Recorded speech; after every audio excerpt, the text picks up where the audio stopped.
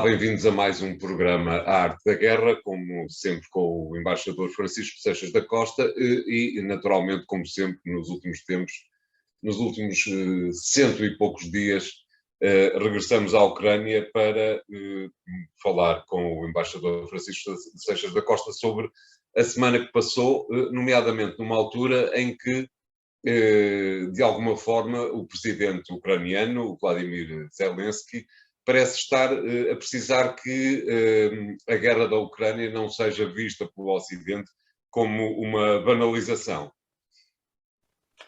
Bom, o tempo naturalmente cria uma usura no tratamento destas questões. E se nós olharmos para os jornais internacionais, eu estava a ver um jornal português em que as notícias sobre a Ucrânia, independentemente de ver uma chamada de primeira página, já aparecem na quinta página. Exatamente. A grande questão é saber se o mesmo efeito existirá naquilo que é, digamos, o sentimento comum da população relativamente a um exercício que se prolonga já há muito tempo, em que houve uma mobilização forte e emocional relativamente a uma questão que chocou imensas pessoas, mas a partir de uma certa altura, não só a situação se torna repetitiva, e as próprias imagens televisivas, em jornais, etc., se tornam repetitivos, independentemente das pessoas manterem o mesmo sentimento, basicamente e maioritariamente, digamos, de rejeição àquilo que foi a agressão russa à Ucrânia, mas a partir do momento em que há um conjunto variado de efeitos que começam a sentir-se nas economias ocidentais e particularmente na nossa, que é o que mais diretamente nos interessa, e eu digo mais diretamente nos interessa porque cada economia sente as coisas de maneira diferenciada. Claro. O aumento do preço dos combustíveis, o aumento do preço dos produtos primários nos supermercados, um conjunto de elementos que fazem parte de um aumento da carestia de vida, sem haver até agora uma compensação a nível de salários, e portanto as pessoas começam a perceber que estão a viver ligeiramente pior em função de um conjunto de elementos que atribuem à guerra. É verdade que a inflação já existia antes da guerra e já estava a crescer antes da guerra. É verdade que a discussão sobre as taxas de juro, no fundo também para fazer face e para travar a inflação, já estava aí antes da guerra. É verdade também que os efeitos da pandemia, nomeadamente naquilo que ela significou em termos de agravamento das condições de transporte, tendo em atenção dificuldades que houve em vários países, nomeadamente na China, com os efeitos que isso tem, por exemplo, na produção automóvel e nos preços dos automóveis, etc. Tudo isto, a guerra veio acelerar tudo isto. E as pessoas vão começar a sentir que há uma relação causa e efeito entre aquilo que se está a passar na Ucrânia e aquilo que é a sua vida de todos os dias. Isso naturalmente vai desgastar, eu diria, a popularidade da questão ucraniana, em alguns países em particular que sofrem sanções, que sofrem as suas próprias sanções, nomeadamente países europeus que sofrem as suas próprias sanções de maneira mais pronunciada do que Portugal. E, portanto, vai ser um problema suster esta mobilização emocional por muito tempo. Isso coloca, permita-me que o interrompa, embaixador, coloca uma questão que é uma espécie de tabu, mas que me parece que, como qualquer tabu, vale a pena falar sobre ele. Para o Ocidente, Zelensky é, evidentemente, o presidente da guerra. Acha que continuará a ser também o presidente da paz? Tudo depende daquilo que ele próprio conseguir fazer em termos de negociação. Isto é, Exatamente. se a negociação final, porque tem que haver uma negociação final, nós não estamos num tempo em que possamos sequer pensar que se vai chegar a uma guerra prolongada de muitos, muitos anos e que não haverá negociação. Há um momento em que vai haver negociação. E Zelensky é a cara dessa negociação pela parte ucraniana. E tem que também ter, e este é um ponto importante, ele também tem que ter a legitimidade para poder tomar decisões em nome da Ucrânia que permitam essa negociação. Essas decisões podem ter alguns efeitos. Eu sei que as pessoas não gostam, particularmente as pessoas que estão emocionalmente muito mobilizadas em favor da Ucrânia, não gostam que estas questões sejam ditas, mas pode ter alguns efeitos em matéria de cedência de territórios. E aqui, António, há um ponto que eu gostava de sublinhar, que eu acho que não tem sido verdadeiramente notado, que é o seguinte.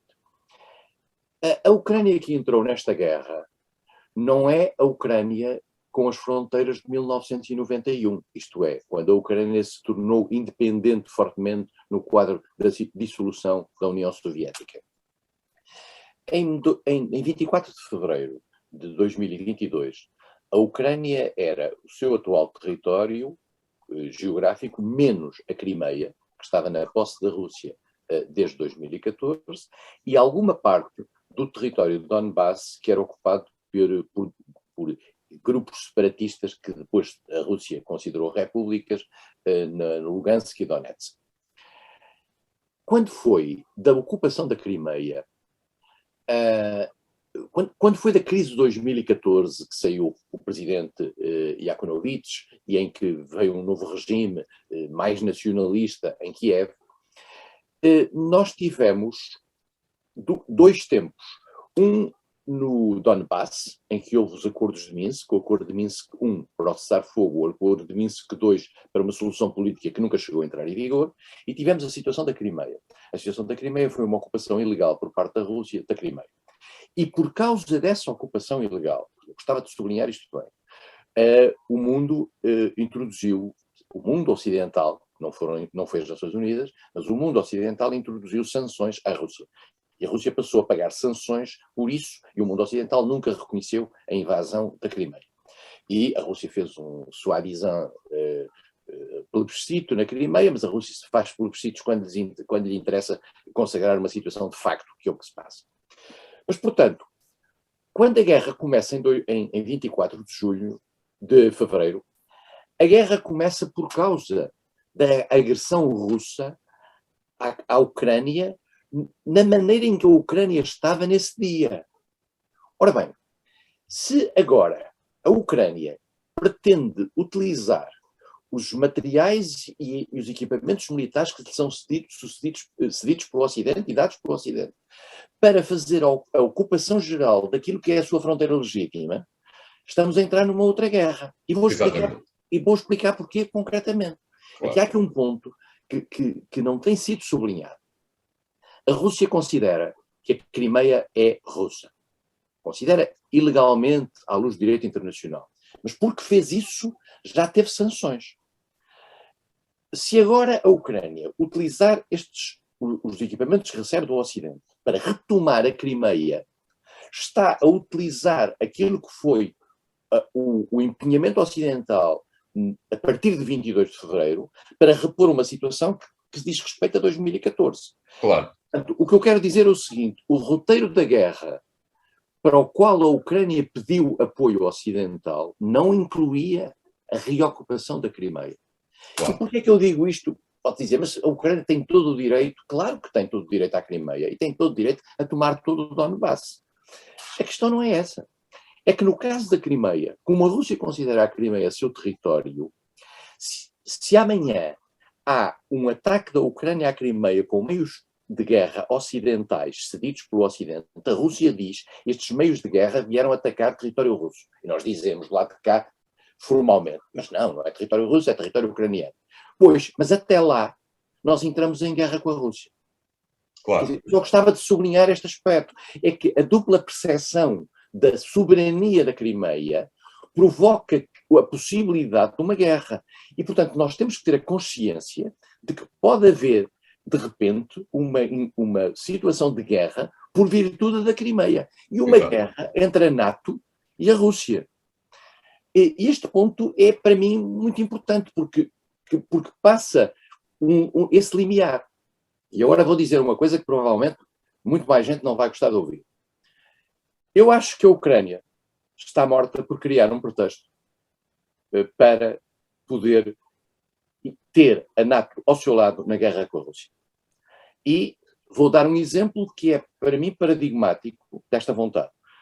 Quando a Ucrânia quis que a NATO estabelecesse uma zona de exclusão aérea sobre a Ucrânia, isto é, a possibilidade dos aviões NATO, os aviões de países NATO, abaterem os aviões russos que sobrevoassem a Ucrânia, nós estávamos a entrar verdadeiramente num limiar de guerra. E, portanto, o Ocidente disse que não. Mas eu não me custa a crer que esta vontade da Ucrânia de ter a seu lado eu volto a dizer, eu se fosse ucraniano, se calhar estava nesta lógica. Mas Pois eu claro, não sou pois claro. ucraniano. Eu sou português e nós, Portugal, não estamos em guerra com a Rússia. E a nossa contribuição para esta guerra é a contribuição para travar a agressão russa à Ucrânia, isto é, para repor aquilo que se diz em latim, o statu quo ante, isto é, a situação que existia no dia 24 de fevereiro de 2022. E isto faz toda a diferença. E amanhã, se houver mísseis, por exemplo, estes mísseis que são dados pelos Estados Unidos à Ucrânia, sob a promessa da Ucrânia de não os utilizar para território russo. Pois, mas se a Ucrânia os utilizar na Crimeia, ela acha que não são território russo, a Rússia acha que são território russo. E a NATO, por outro lado, não tem qualquer hipótese de interferir, ao contrário do que acontecia com a questão da exclusão aérea. Exatamente. Claro. Portanto, para uma resposta muito rápida, é bem possível que as coisas se tornem ainda mais negras na frente da Ucrânia. António, e é bem possível que nas próximas semanas nós possamos assistir a uma situação grave no seguinte sentido, que é, a Rússia já percebeu que a NATO está rapidamente a fornecer material de guerra até julho, muito forte. A Rússia vai querer destruir esse material de guerra e vai querer destruir as linhas de acesso desse material de guerra à Ucrânia. Portanto, vai querer destruir as linhas de caminho de ferro que levam de países como a Polónia e a Eslováquia para dentro da Ucrânia. Claro. E vai querer bombardear zonas onde esse material esteja. Algumas dessas zonas, e vale a pena lembrar, por vezes, são zonas civis. Como já se viu, são fábricas de material, são fábricas de automóveis, etc., onde estão juntos tanques para reparações, etc. E, portanto, nós vamos provavelmente assistir, nas próximas semanas, a bombardeamentos a zonas civis que a Rússia vai fazer no pressuposto que acha que há material ali. E, portanto, até a tendência para que isto se agrave é muito grande. E, portanto, acho que devemos estar preparados para um agravamento até, eu diria, do próprio ambiente global que vai envolver esta guerra. A guerra, não vamos ter dias bonitos. Claro.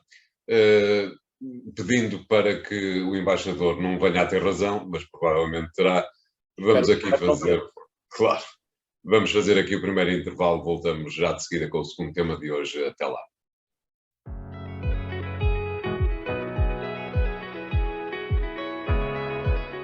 Bem-vindos à segunda parte de A Arte da Guerra, desta vez para pedir ao embaixador Francisco Seixas da Costa que comente os primeiros resultados conhecidos da primeira volta das eleições gerais francesas, numa altura em que ficou claro que o círculo da Península Ibérica, que era liderado do lado de Emmanuel Macron por Manuel Valls, ex-primeiro-ministro espanhol, por acaso, mas uma figura de topo do regime e do partido de Emmanuel Macron, que ficou em terceiro lugar. Como é que vê estes primeiros resultados, Sr. Embaixador? Os resultados dos 11 círculos que a França tem no exterior e que implicam não apenas o estrangeiro, mas também a Polinésia.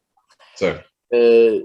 Nota-se que, apesar de tudo, a coligação apresentada pelo Presidente da República e que apoia o Presidente da República, que se chama conjunturalmente Ensemble, e que junta três componentes. Junta a antiga La République en Marche, que era o nome do partido de Emmanuel Macron. Em França, os presidentes mudam os nomes dos partidos com grande variedade. É UDR, é UDP, é RPR, é o Les Républicains. Tem vindo a mudar. Macron criou o En Marche, depois criou o La République en Marche, e agora decidiu mudar o nome do seu partido para Renascença, e fez uma aliança com três grupos, com o seu próprio grupo e mais dois. Um dos grupos é o Horizon, que é dirigido pelo seu antigo, pelo seu primeiro-ministro, que é um homem que vem dos gaullistas da ala d'Alain Juppé, e pelo MoDem, que é um partido mais antigo do centro francês, dirigido por François Bayrou. Estes três partidos apresentam-se candidatos sob o chapéu do Ensemble, conjunto, em que, naturalmente, o partido de Macron tem maior representação, o partido do MoDem tem uma representação bastante boa também, e o partido de Edouard Philippe, que é uma figura que nós devemos estar atentos para o pós-macronismo. O Macron não se pode recandidatar daqui a 5 anos e, portanto, devemos olhar para esta figura com algum cuidado. Este grupo, em princípio, o Ensemble vai ganhar as eleições. A subida da coligação de esquerda, que é uma coligação muito alargada, surpreendentemente alargada, e que é uma coligação que se baseia na personalidade extremamente carismática, com uma dimensão populista, de Jean-Luc Mélenchon. Sim, é alargada, mas de alguma maneira, permita-me que interrompa, de alguma maneira sustentada por fita cola. Sim, mas é sustentada pela oportunidade das eleições. Portanto, ela chama-se NUP, que é Nova União Popular, Ecologista e Social. Para quê? Porque a ideia era Nova União Popular, ressoando à União Popular dos anos 30, depois ecologista porque tem os verdes, e social porque tem o Partido Socialista. Se alguém se juntar, há de ser NUP mais. E tem os comunistas também. Exatamente. É uma estrutura muito alargada.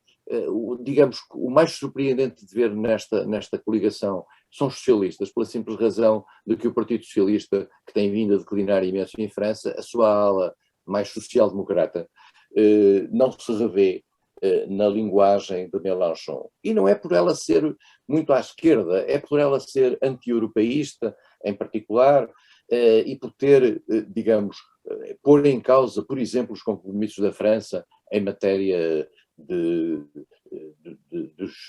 dos targets de Maastricht e, em particular, daquilo que é os compromissos para a sustentação do euro.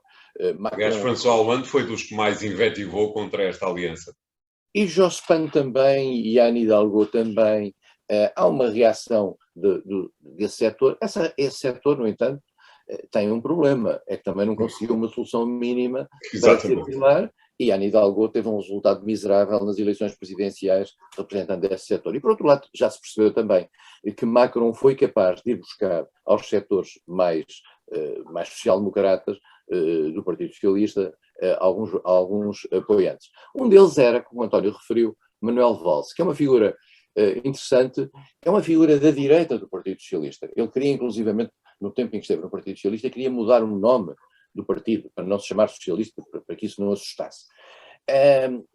Manuel Valls é uma figura intelectualmente interessante, eu conheço pessoalmente e é uma figura muito interessante. É uma figura que até aos 18 anos só tinha nacionalidade espanhola. Exato. Em Portugal isso seria impossível ele chegar a primeiro-ministro nestas condições, mas é verdade, ele adquiriu a nacionalidade francesa, subiu no Partido Socialista, subiu a ministro, foi ministro do Interior, foi primeiro-ministro, depois é o segundo primeiro-ministro de François Hollande, depois de Jean-Marc Ayrault, e depois, nas eleições primárias, para substituir Hollande, teve um resultado absolutamente miserável. Foi derrotado por Benoît Hamon, de uma ala mais à esquerda, o que também já prova que o Partido Socialista já estava, digamos, a virar à esquerda. E depois tentou uma coisa extraordinária, que só é possível em alguns países, que é ser candidato à presidência da Câmara Municipal de Barcelona, reivindicando o seu estatuto de cidadão espanhol. Perdeu, ficou em quarto lugar. Agora foi representante do grupo de Emmanuel Macron como candidato pela Península Ibérica, digamos, mais Mónaco. Exato. Bom, onde, em princípio, não há propriamente uma comunidade francesa que se destaque por ser esquerdista, digo eu. Não, mas acho que não foi Mónaco que não, eu a Península Ibérica também. Eu acho que a grande Eu acho que a grande rejeição a Valls vem de duas coisas. Vem, em primeiro lugar, da circunstância de ter andado a saltitar de país. Isto dos Pirineus não é para andar para cá e para lá a todo momento. E há uma reação em Espanha pouco positiva relativamente a Valls. Mas há, essencialmente, uma reação pelo facto de Macron ter decidido ultrapassar aquele que era o candidato, o seu candidato no passado, e que tinha feito um excelente resultado, e que agora aparece outra vez em número 1, mas não tendo concorrido oficialmente por Macron, mas provavelmente vão ter que o apoiar. E, portanto, Valls perdeu. Valls, entretanto, entrou, digamos, em silêncio, decidiu apagar a sua conta do Twitter, e, portanto, vamos a ver o que é que se vai passar. Mas, só para dizer, estas eleições só foram a primeira volta das eleições para os cidadãos no estrangeiro. Desta primeira volta, são 11 circunscrições, 9 foram lideradas pelo partido pelo Ensemble, pelo partido de Macron, e 2 pelo NUPES, pelo partido de Jean-Luc Mélenchon. Vai agora haver, no dia 12, a primeira volta das eleições para as eleições normais em França, portanto para o resto das circunscrições, e a França tem 577 circunscrições, portanto estamos a falar de um universo extraordinário. As eleições estão a ser muito mornas, estão a ser muito pouco mobilizadoras. Há um pouco a noção de que o cansaço das pessoas relativamente às eleições presidenciais depois desestimula para isto. E aparentemente o sentimento que há é que o sistema eleitoral francês vai acabar por dar uma vitória a Macron. As sondagens, de certa maneira, até davam um resultado simpático ao NUP, à Aliança de Esquerda, só que depois, nas lógicas locais de apoios nas segundas voltas, o partido Macron deve ganhar. Resta saber se ganha com maioria absoluta como tinha ou se não ganha. Marine Le Pen aparece com cerca de 19%. Os dois outros candidatos mais à direita, os grupos que eram o grupo do Zemmour, que se chama agora Reconquête, está com 5%. Há uma acrimónia muito grande entre Zemmour e Marine Le Pen, e o outro grupo, que é o La France Debout, de uma outra personalidade também da direita, da extrema-direita francesa, está com uma coisa de 2%, com uma percentagem de cerca de 2%. Vamos ver. No domingo já se perceberá melhor o que será o panorama na primeira volta. Alguns candidatos já serão eleitos, se tiverem passado o limiar de 50%, e depois vamos ver para a segunda volta como é que funcionam os apoios, porque vai ser complicado perceber, por exemplo, se Marine Le Pen vai apoiar os candidatos de Macron, não vai com certeza apoiar os de Mélenchon. Portanto, vamos ter aqui, mas aí também há um outro aspecto que nós estamos sempre iludidos nestas eleições, quase todas, que é pensar que o que dizem as lideranças políticas é aquilo que o eleitor faz no segredo das urnas. O eleitor faz o que quer do seu voto e sentir-se-á livre de pôr um voto mais à esquerda ou mais à direita. Mas eu tenho a sensação, posso estar enganado, mas eu tenho a sensação que Emmanuel Macron vai sair vencedor das eleições no dia 19, no final de tudo isto, e provavelmente com uma maioria absoluta, se calhar não tão sólida e não tão grande como no passado. Vamos ver também aí, isso é um ponto importante, saber o que é que vai acontecer aos candidatos da direita tradicional, a direita que vem de Sarkozy, a direita que vem de Fillon, a direita que teve um péssimo resultado com Valérie Pécresse nestas eleições presidenciais. Veremos o que é que acontece, porque essa direita é muito importante, apesar de tudo. Macron apanha um pouco da esquerda social-democrata, apanha alguma dessa direita, faz uma coisa ni droit ni gauche, mas resta saber este tipo, eu diria, de proposta ambígua politicamente tem condições para sobreviver num mercado político francês que é sempre muito polarizado, ou pela direita ou pela esquerda. Vamos ver o que é que é. Muito bem, cá estaremos para ver, a meio das duas voltas e no final. Vamos fazer aqui o segundo intervalo do programa de hoje. Voltamos já de seguida. Até já.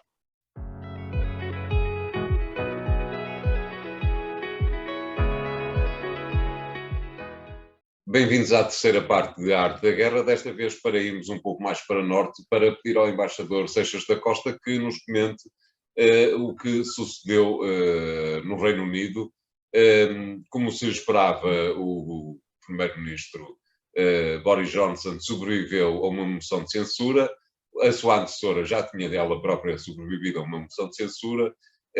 As moções de censura, de qualquer maneira, desgastam, obviamente, a figura dos primeiros-ministros. A vitória de Boris Johnson não foi de uma extensão tremenda. Como é que acha que o resto do mandato vai ser para Boris Johnson? Como o António disse, de facto isto está um desgaste. As moções de censura, que são sempre propostas por 15% dos deputados,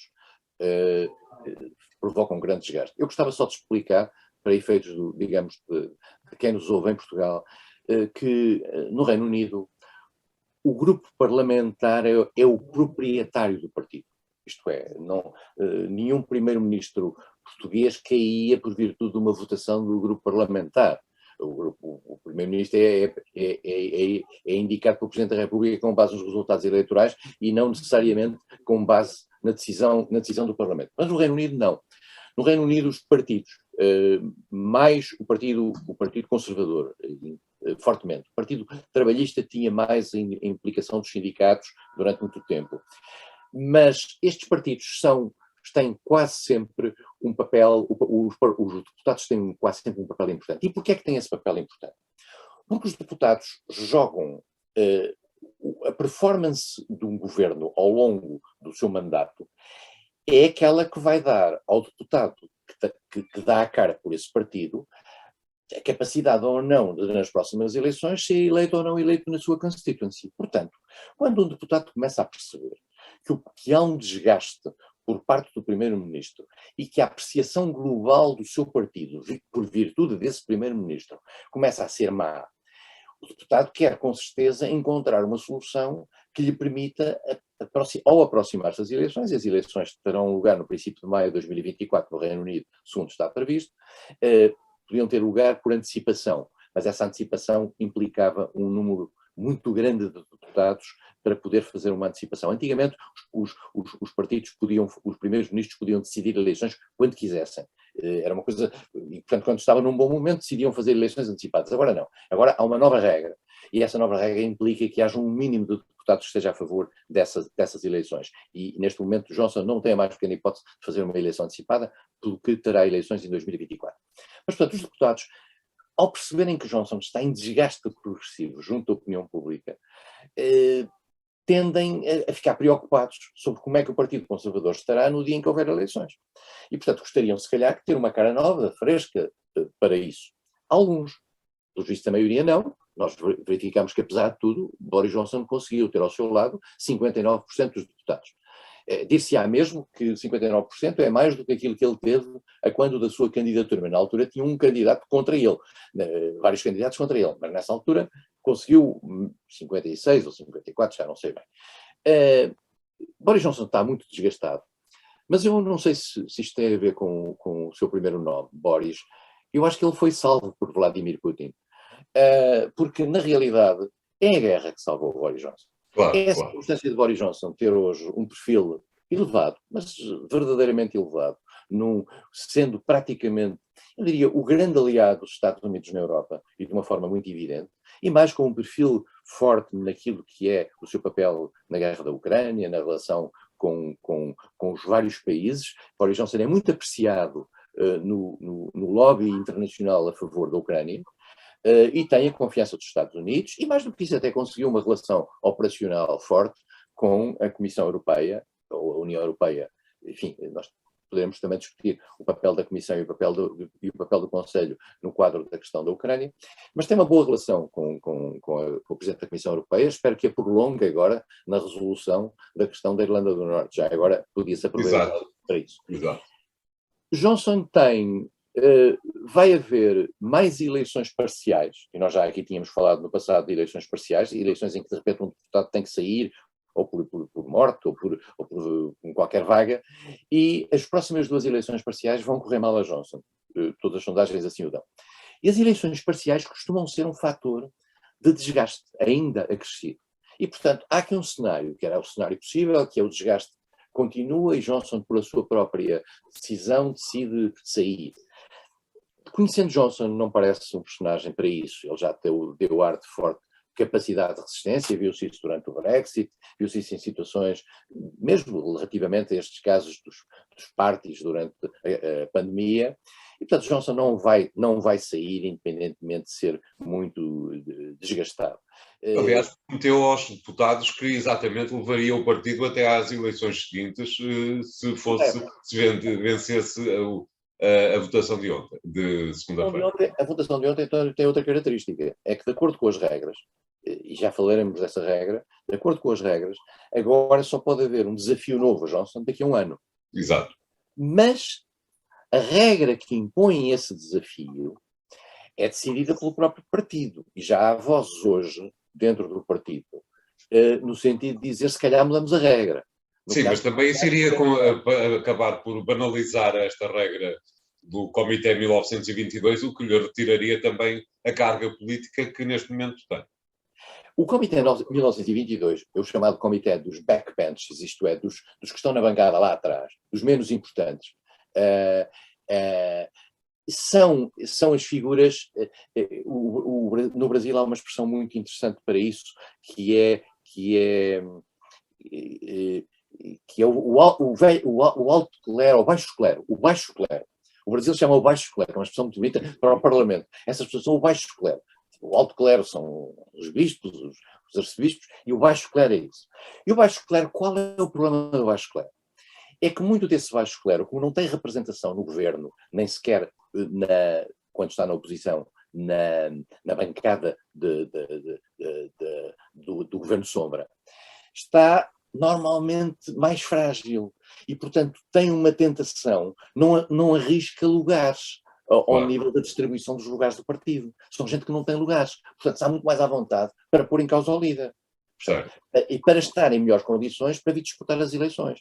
Esse comitê de 1922 é um comitê muito interessante, porque é um comitê constituído por gente que ninguém conhece, mas que tem esta facilidade. Se 15% deles colocarem em causa o primeiro-ministro, pode ir a votos. E isto é um fator de desgaste. E no passado, lembra-me de Ian Duncan Smith, caiu exatamente por uma proposta deste género. Exato. Do ponto de vista institucional, considera esta regra execuível porque, no fundo, são 15% dos deputados, que é muito pouca gente, que coloca em causa a votação de uma parte do povo britânico. António, o povo britânico não votou em Boris Johnson, o povo britânico votou no Partido Conservador. Sim, é evidente, claro. Não é claro.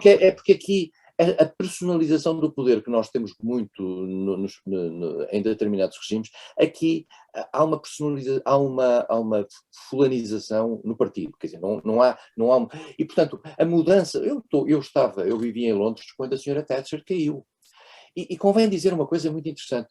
Mas acho que não teve nada a ver, pois não, embaixador?